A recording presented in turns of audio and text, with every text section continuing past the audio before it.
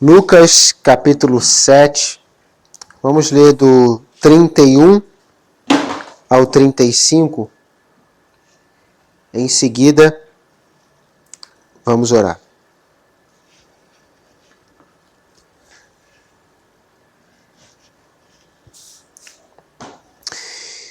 Disse o Senhor: a quem, pois, compararei os homens desta geração, e a quem são semelhantes? São semelhantes a meninos que, assentados nas praças, clamam uns aos outros e dizem: tocamos flauta, não dançaste? Cantamos lamentações e não choraste? Porque veio João Batista, que não comia nem pão, nem bebia vinho, e dizeis: tem demônio.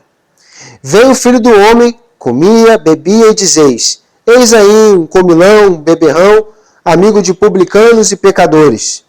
Mas a sabedoria é justificada por todos os seus filhos. Vamos orar.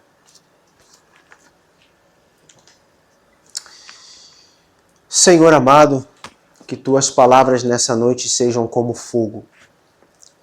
Que os nossos corações, Pai, possam incendiar, não por aquilo que eu estou falando, mas por aquilo, Senhor, que a tua palavra diz.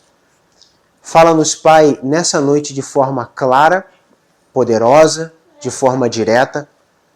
Trata-nos, Senhor, de forma como devemos ser tratados. Não passe a mão, Senhor, em nós quando estamos errados. Não nos dê consolo. Precisamos muitas vezes, ó Pai, da disciplina. Precisamos muitas vezes, ó Deus, ser corrigidos por Ti. Ajuda-nos, Pai, a aceitar a correção e ajuda-nos a viver de acordo com a Sua vontade. Fala-nos, Pai, nessa noite, por intermédio da Sua palavra, por intermédio do Teu Espírito Santo, por intermédio do Filho Jesus Cristo, a quem é o nosso Senhor e nosso Salvador, e é por meio de quem oramos nessa noite. Amém.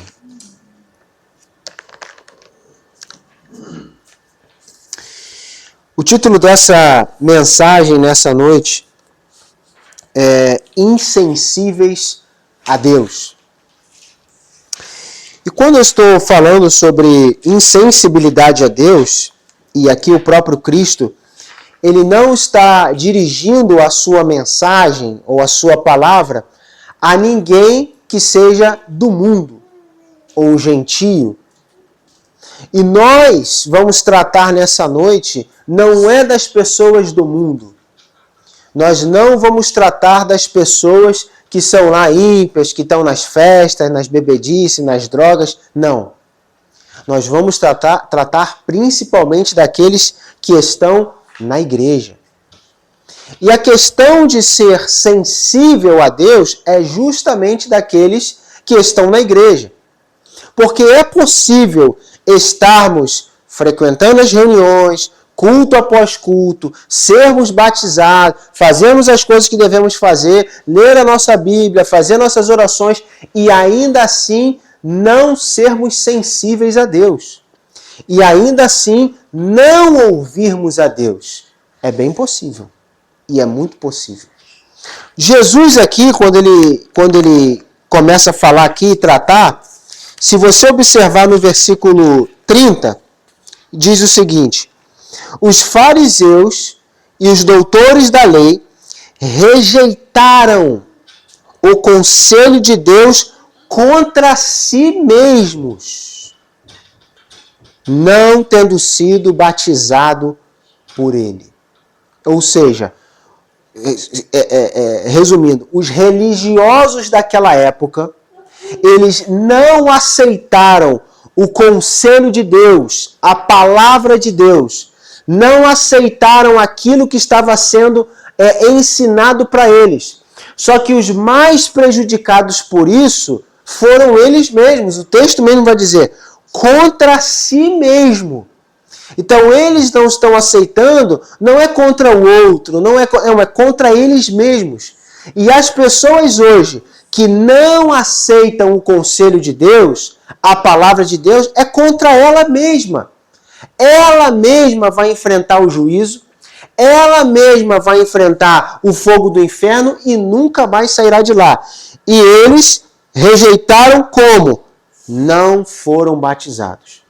Lembra da pregação de João Batista, quando eles chegaram lá para o batismo? O próprio João Batista foi lá e foi duro com eles, dizendo: raça de víbora, quem vos ensinou a fugir da ira futura? E isso é um ponto que é bom nós tratarmos aqui, que quem mais corre da cruz, quem mais corre da palavra de Cristo, não são os ímpios, são os religiosos, por incrível que pareça. Quem mais foge em não aceitar o conselho de Deus são os religiosos, que se escondem atrás do seu aparente conhecimento da Escritura, do seu aparente entendimento da vontade de Deus, da sua aparente capa de religiosidade, dizer: não, isso não é desse jeito, não é dessa forma, não precisa de tudo isso, não é dessa forma, não é bem assim, você está entendendo errado. E os religiosos é que vão criando desculpas atrás de desculpas para não aceitar o conselho de Deus. Enquanto o ímpio, que nunca ouviu nada a respeito de Cristo, a mensagem da graça, do Evangelho, chega a ele de uma forma nova, ele ouve aquilo ali e ele já aceita, entendendo que é daquele jeito. O religioso não, com tantos estudos, com tantas ideias, com tantas formas e tradições, ele não aceita o conselho de Deus. Só que ele não aceita contra si mesmo. Ele está sendo prejudicado. Não é Deus que está sendo prejudicado. Não pense imagina que a humanidade inteira não aceitasse o Evangelho, não é Deus que sai prejudicado nessa história. São os homens que se prejudicam. Quem vai ser lançado no fogo do inferno não é Deus. Deus não vai para o inferno porque os homens não aceitaram a mensagem da graça. São os homens que serão condenados. Os homens é que então irão de precipício abaixo para o inferno, por não aceitarem a mensagem do Evangelho. Então hoje, nós vamos tratar e falar sobre justamente sensibilidade a Deus. Você é sensível a Deus? Você aceita o conselho de Deus? Veja, eu posso ler a minha Bíblia, eu posso orar e ainda assim não aceitar o conselho de Deus. Não ser uma pessoa sensível àquilo que Deus tem a ensinar, àquilo que Deus tem a dizer. Porque a partir do momento que eu pego um texto da Escritura para ler com óculos e não quero aceitar o que está escrito, eu começo a justificar, desculpar, querer torcer o texto para que aquilo seja mais fácil para eu aplicar, para eu viver, eu não aceito o conselho de Deus. O conselho de Deus é eu ler e aplicar. Independente se for fácil, se for difícil, é ler e aplicar. Mas hoje as pessoas elas estão tão acostumadas a tratar esse livro aqui, desculpa o termo, como lixo. Porque pegam esse livro aqui, a Bíblia, e fazem isso aqui de qualquer jeito. Não, isso aqui, vou ler Senhor, me dá uma palavra, e abre aqui de qualquer jeito. Vai fazer amém, Senhor, obrigado. Como se a Bíblia fosse um horóscopo, como se a Bíblia fosse um negócio de sorte. As pessoas não tratam a Escritura, o conselho de Deus, com a devida reverência e respeito. Elas tratam isso aqui como nada. E hoje, as pessoas elas vão ler, elas vão estudar, tentando aplicar não na vontade de Deus, mas na sua própria vontade. Elas vão ler e estudar pensando, como que isso daqui eu consigo aplicar na minha vida, sem eu mudar a minha vida? Mas como eu consigo continuar a minha vida e tentando de um jeito aplicar isso aqui? Se não der certo o que eu estou lendo com a minha vida, então eles vão dizer, isso é para aquele tempo, não é para o dia de hoje.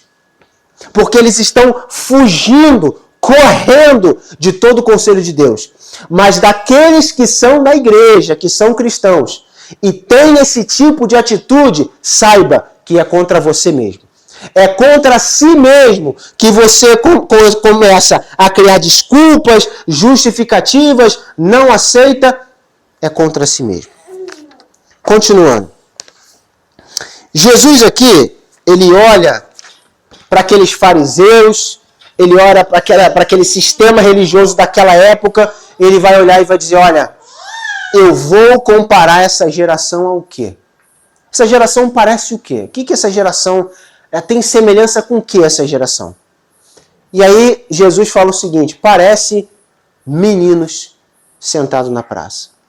Quando você olha um menino, uma criança, essa figura transparece o que para você? Responsabilidade? Maturidade? Transparece para você ali um compromisso? Não.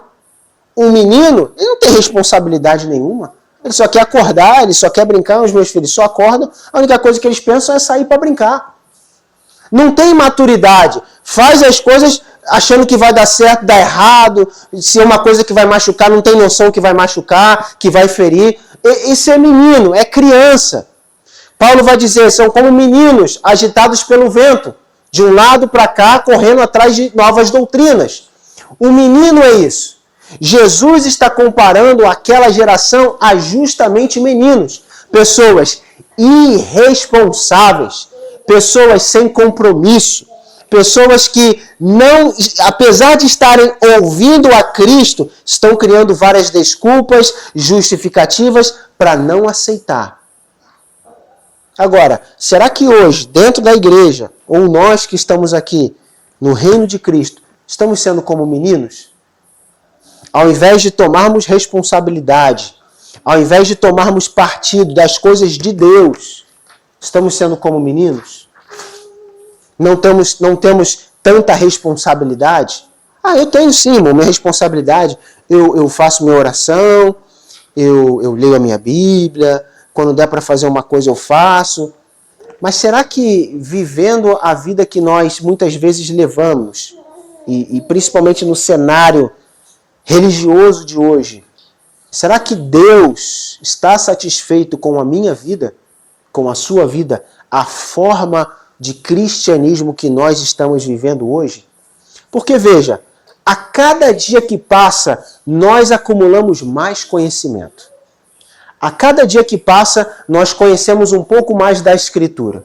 Mais um texto nós conhecemos, algo impactante nós sabemos, algo ali nos chama a atenção. Cada dia que passa, cada ano que passa, veja, há 5 anos atrás, você conhece hoje mais do que há 5 anos atrás. Mas você é mais espiritual, mais dedicado do que há 5 anos atrás? Ou daqui a do que um ano atrás? Ou menos? Então, é fácil nós adquirirmos conhecimento. Mas não é tão fácil e não é tão simples sermos pessoas piedosas.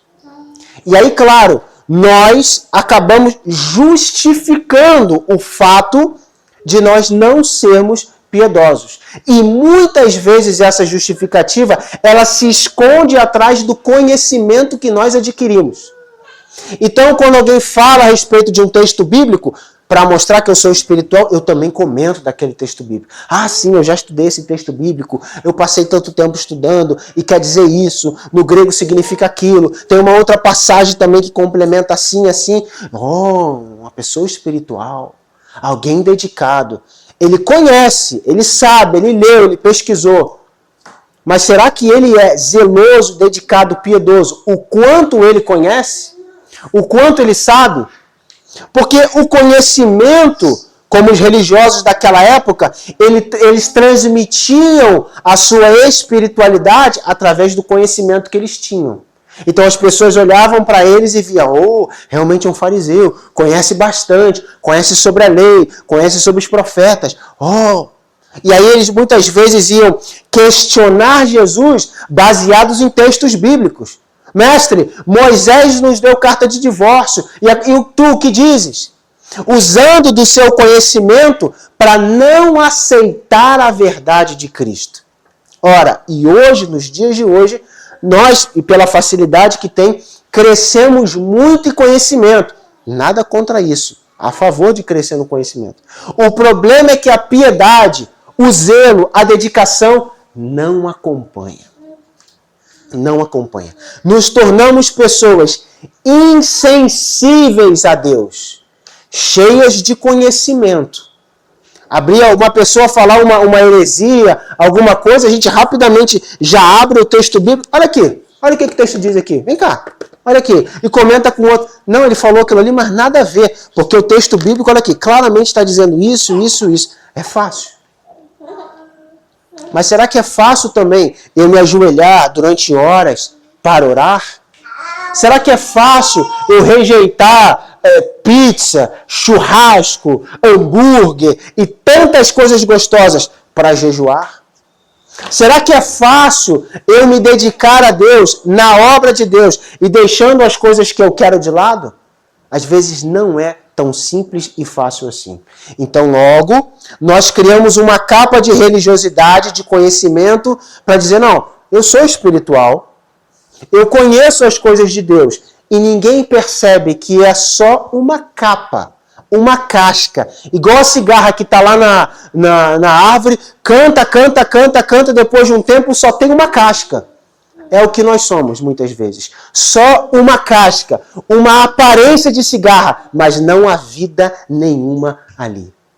E nós podemos ser esse tipo de pessoa, que tem uma aparência de espiritualidade, mas sem vida. Temos uma aparência de alguém que conhece, de alguém religioso, de alguém que sabe, mas somos só uma cigarra depois que cantou. Seco. Por quê? Porque vida espiritual realmente não temos. Perdemos a sensibilidade a Deus.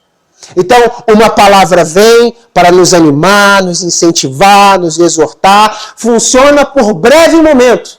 Como o acender do fósforo. Acabou. Logo depois, já não há mais nada. Logo depois esquecemos que temos que nos dedicar, esquecemos que temos que buscar, esquecemos que temos que ir atrás de Deus, esquecemos. Seja por causa de afazeres, seja por causa de entretenimento, seja por qualquer motivo, logo o fósforo se apaga e voltamos de novo à mesma vida. Podemos até orar, Senhor, fala conosco. Às vezes vamos ler uma passagem, vamos ouvir uma pregação, o irmão vamos nos aconselhar, de novo o fósforo. Aí aquela chama que cresce, logo vai acabando, até que apaga e fica só a fumaça. Muitas vezes é a nossa vida espiritual. Somos como meninos. Somos como os meninos que estão agitados de um lado para o outro e logo já estão cansados, sentados, querendo dormir. E muitas vezes a nossa vida espiritual é essa, como menino, querendo dormir. Não estamos mais acesos, não estamos mais dedicados, empenhados, não. Como ele vai dizer aqui, sentados nas praças, sem fazer nada, só ali sentado na praça. Ora, quando que nós vamos despertar da nossa vida espiritual? Quando que o povo de Deus vai se levantar? Quando que o povo de Deus vai deixar as coisas do mundo de lado e ir novamente nadando de braçada em Deus e nas coisas de Deus? Quando que a igreja vai fazer uma separação clara entre o mundo e Deus? Quando que os cristãos de fato vão aceitar a Cristo verdadeiramente? Porque eles aceitam a igreja e o clube social. Estão lá nos domingos, nas quintas, nas quartas, seja qual dia for. Mas a palavra de Cristo não tem sido aceita nos dias de hoje. Há um engano muito grande. O fato das pessoas irem à igreja, elas acham que aceitaram a Cristo e a palavra de Cristo. Não aceitaram a Cristo e não aceitaram a palavra de Cristo. Rejeitam, justificam, criam desculpas, mas não aceitam a mensagem de Cristo. Porque quando você apresenta a mensagem de Cristo, quando você apresenta o Evangelho, a palavra de Deus, não, mas Deus é amor, irmão, não é isso não. Não, Jesus, quando ele veio, ele não falou sobre isso não. Jesus aceitou. Hoje você tem aí um movimento de igrejas contemporâneas, inclusivas, igrejas homossexuais. Não, Jesus aceita. Jesus não aceita. Jesus, ele não abraça esse tipo de entendimento nas Escrituras. Não há espaço para isso. O único espaço que tem é arrependa-se do seu pecado e viva em santidade ao Senhor. É o único espaço que tem para mim e para você. Agora, quando nós começamos a, como os religiosos aqui, criarmos desculpa e justificativa, não há saída para nós. Não há saída. Veja, Jesus aqui vai dizer, versículo 32, ora, tocou flauta, ninguém dançou. Contou um lamento, uma história triste, ninguém chorou. Ou seja, continuaram do mesmo jeito. Como que pode alguém ouvir a pregação de João Batista e ficar indiferente a isso? Como que pode alguém ouvir o próprio Cristo pregar naquela época e ficar indiferente a isso? Como que pode? É aquela geração de antes. Aquela geração teve o privilégio de ouvir João lá do deserto clamar, pregava, arrependei-vos. Ouvia por um ouvido e saía pelo outro. Aí, ainda assim, para não aceitar, para justificar, para dizer que aquilo não é para ser aceito, vai dizer, não, na verdade, nós não aceitamos, nós não nos rendemos a essa mensagem, porque ele tem demônio. A verdade é essa. Aquilo é satanismo disfarçado de palavra de Deus. Justificativa, para não aceitar.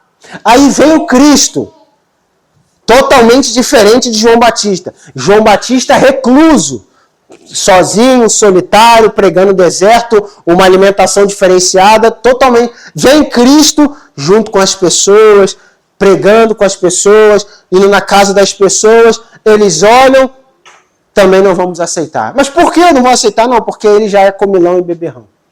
Sempre há uma desculpa e uma justificativa para não aceitar a verdade de Cristo.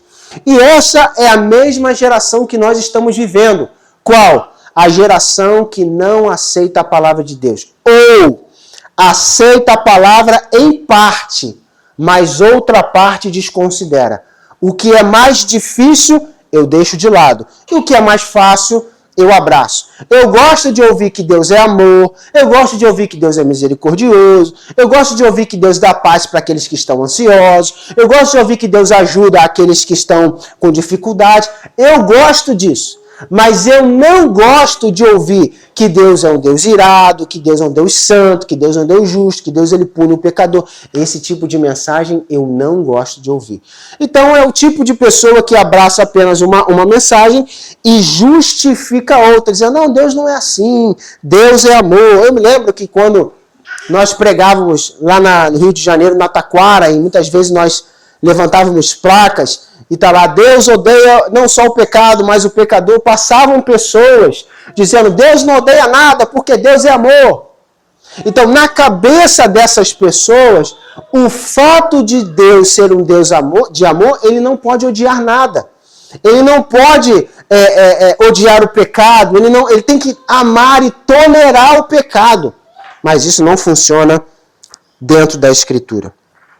Então, eles justificam. Agora, 2 pontos rápidos de como nós podemos ser insensíveis. Primeiro, quando nós começamos a rejeitar as Escrituras.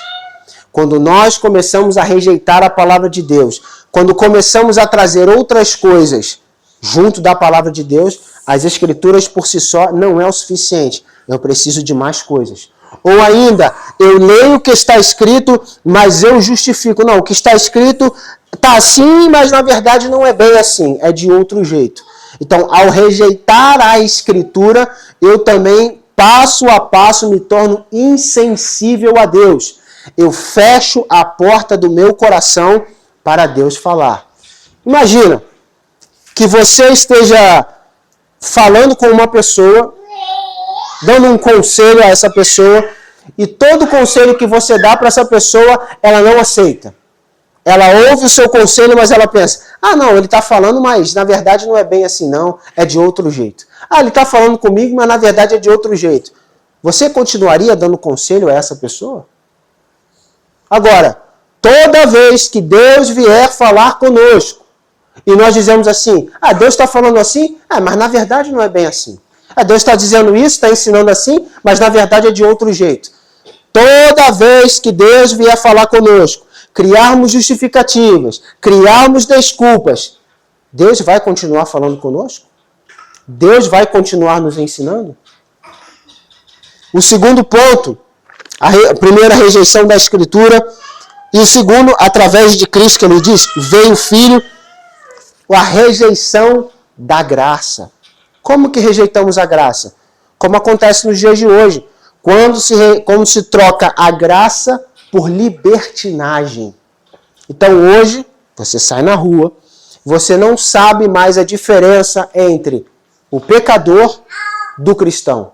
Do mesmo jeito, da mesma forma, são tudo, botou no liquidificador lá, bateu, o que saiu ou é crente ou é pecador, porque está tudo do mesmo jeito. Transformaram a graça em libertinagem. Não há diferença de comportamento, não há diferença de vestimenta, não há diferença no falar, não há diferença entre sonhos, projetos, objetivos de vida, não há diferença nenhuma. Tudo do mesmo jeito. Então, quando nós olhamos para o mundo e os nossos olhos, ao invés de rejeitar, os nossos olhos brilham para o mundo, nós estamos rejeitando a graça, a Cristo, transformando a graça em libertinagem. Porque os nossos olhos estão agora brilhando para o mundo. Olha que legal, puxa, até que essa vestimenta cairia bem em mim, ficaria legal em mim. Mas aquilo ali, puxa, ele é do mundo, mas como eu queria ser igual a ele. Então, quando estas coisas invadem a nossa mente, a graça está sendo deixada de lado. Porque Cristo, ele veio transformar a nossa vida do mundo. Não fazer com que a nossa vida seja igual do mundo. Não é para olharmos pessoas, seja artistas, pessoas famosas do mundo, e ser iguais a essas pessoas. É olhar a Cristo e ser igual a Cristo. Hoje as pessoas do mundo, elas querem ser igual a Cristo, mas ser igual ao cantor famoso. Ser igual a Cristo e ser igual ao influencer famoso. Ser igual a Cristo e ter as mesmas coisas que o mundano tem. É impossível. Ou nós somos de Cristo, ou nós somos de Belial. Ou uma coisa ou outra. Escolhe você, de quem você quer ser. Não tem como ser um pé em Cristo, um pé no Belial. Não existe isso. Ou é preto ou é branco. Ou é 0 ou é 1. Não existe meio termo. Agora a pergunta é, será que nós temos rejeitado e estamos sendo insensíveis às coisas de Deus? Será que os nossos olhos, ao invés de brilharem por Cristo, está brilhando por outra coisa? Será que o nosso desejo, ao invés de ser um desejo apenas por Cristo, estamos tendo desejo também por outra coisa? Será que outra coisa tem nos chamado a atenção que não apenas Cristo? Se essa mensagem fosse direcionada a você, quando Jesus diz, a que compararei esta geração? Mas se fosse direcionada a você, a Cristo dizendo, a que compararei você? Eu compararei você a quem? A quem você se assemelha? A quem você hoje é mais parecido? Você pode fazer essa reflexão e você pode chegar a essa análise na sua vida. Hoje, você é mais parecido com quem? Com Cristo ou uma pessoa que você admira? Com Cristo ou alguma coisa que é totalmente contrária a Cristo? Quem você mais se assemelha hoje? E o último ponto para encerrar, que Cristo conclui aqui dizendo é o seguinte, versículo 35. Mas a sabedoria é justificada por seus filhos ou por seus resultados. A questão é o seguinte, você pode falar para mim, para qualquer pessoa, que você tem uma vida espiritual, que você está junto com Deus. A questão é, quais são os frutos que comprovam isso? Quais são os resultados na sua vida que comprova isso? Que de fato você é de Cristo. Que de fato você é cristão. Irmão, lá há 15 anos atrás, há 20 anos atrás, eu fumava, Deus falou... Muito bem, tá, hoje, vamos falar de hoje. Esquece 20 anos atrás, 30 anos atrás, esquece. Hoje, recentemente, Quais são os frutos que evidenciam que você é de Cristo, que Cristo habita em você, que Cristo transformou você, que de fato há uma diferença na sua vida? O que evidencia? Se não há nenhum tipo de evidência, volta lá para o início. Ouvir a pregação, arrepender, ser batizado e começar o processo. Porque quando nós não temos uma vida mudada e transformada, precisamos concordar que há algo de errado. Não podemos tolerar e aceitar isso e abaixar a cabeça para isso. Existe algo de errado e que precisa ser consertado antes que seja tarde demais.